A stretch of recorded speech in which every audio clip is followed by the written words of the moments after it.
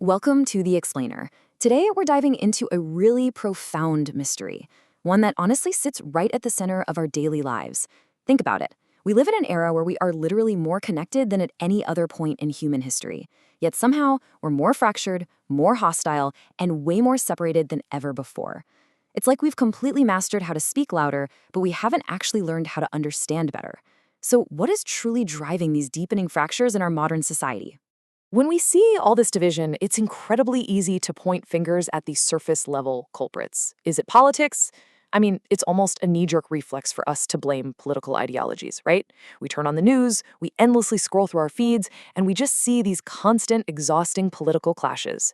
It absolutely feels like politics is the root of the problem. Or maybe we look elsewhere. Is it religion? Is it race? Or maybe nationality? These are the typical go-to categories we use to explain why human beings just cannot seem to get along. And yes, for sure, these things matter immensely. They totally shape our worldviews and our cultures. But what if we're only looking at the symptoms here rather than the actual disease? Do these labels inherently cause these deep, toxic societal rifts?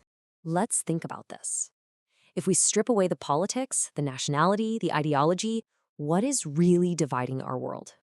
Beneath all of those external labels, there is a deeper, more hidden, and frankly, a much more dangerous force at play within all of us. And it's something we rarely, if ever, want to confront. That hidden force? It's the ego. But we really need to redefine what that word actually means. We aren't just talking about obvious arrogance, boasting or vanity. No, ego is way more subtle than that. It's the desperate need to be right. It's the refusal to listen, the fear of being questioned, and this deep-seated hunger to dominate. Ego actually loves to hide right behind our intelligence or even our good intentions. It's that invisible defensive wall that shoots up the exact second someone challenges our ideas. Watch how fast this escalates. It almost always starts with step one, which is just a simple disagreement. Now, without ego, we could just say, hey, I think differently. But when ego gets involved, it instantly jumps to step two, threat. Suddenly, if you challenge my idea, you are attacking me. That instantly escalates to step three, conflict. And ultimately, when really tragically, we arrive at step four, dehumanization. This is where human beings stop seeing each other as people and start treating each other as outright enemies. You can see the symptoms of this literally everywhere. Just open the comments section on almost any social media post. Seriously, a simple debate about something like pizza toppings can somehow turn into a total blood feud. So many people no longer speak to understand. They speak to perform. It's all about virtue signaling, attracting approval from their own little group, and utterly crushing the other side. The goal isn't truth anymore. The goal is victory. People feel this compulsive need to mock, shame, and label others simply because the ego feels incredibly powerful when it steps on someone else. And this brings us to a really crucial point. Opinions become identity. This is exactly why it is so impossibly hard to just have a normal conversation anymore. For so many of us, our opinions aren't just thoughts circling in our heads, they've become our emotional shelters. They're the structural pillars holding up our ego. So when an opinion becomes totally glued to your sense of self, any disagreement doesn't just feel like a friendly debate, it feels like a direct, violent attack on your personal dignity. The ego has this incredibly toxic inner monologue going constantly. It whispers, I must not be wrong. My group is superior. My pain matters way more than yours. The ego takes everything personally. It just assumes that anyone who thinks differently must be ignorant, dangerous, or somehow beneath you. It builds these massive walls, whispering that anyone who doesn't reflect your exact identity is a threat that has to be defeated.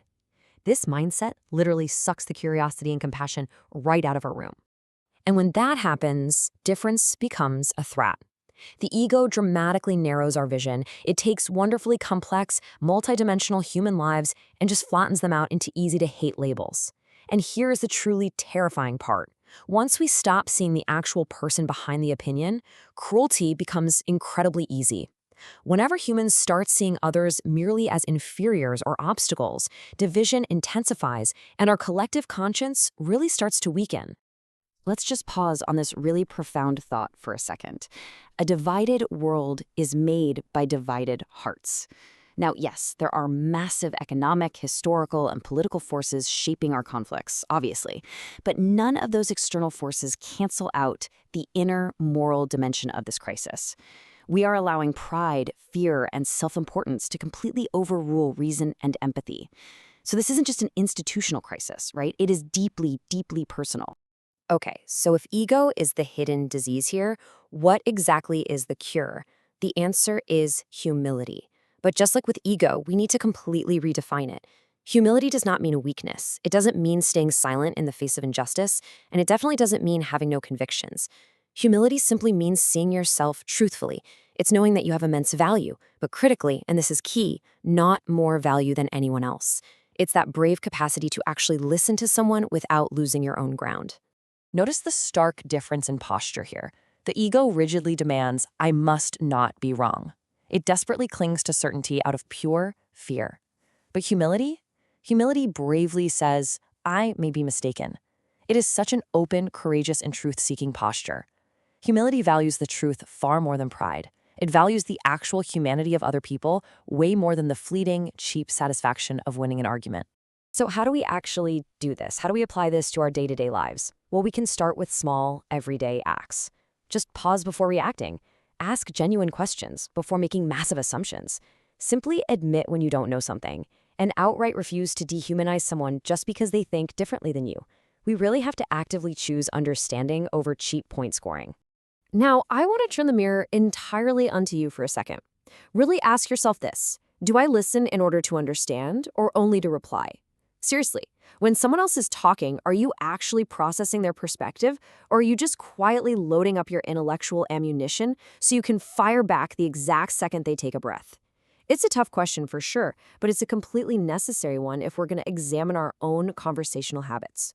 Let's deepen that introspection with another pretty heavy question. Do I secretly enjoy feeling superior to those I criticize? When you engage in debates, whether it's online or in person, are you holding your beliefs with true conviction, or is it just vanity? Are you rushing toward an easy judgment simply because it feels good to be the smart one, rather than making room for the messy, uncomfortable complexity of the real world?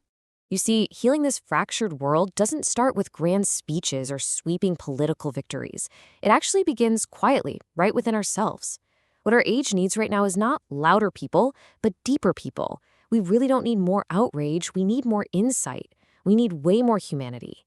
We have to confront the ego within ourselves because the chaos we see outside often just reflects the internal battles we're totally refusing to face.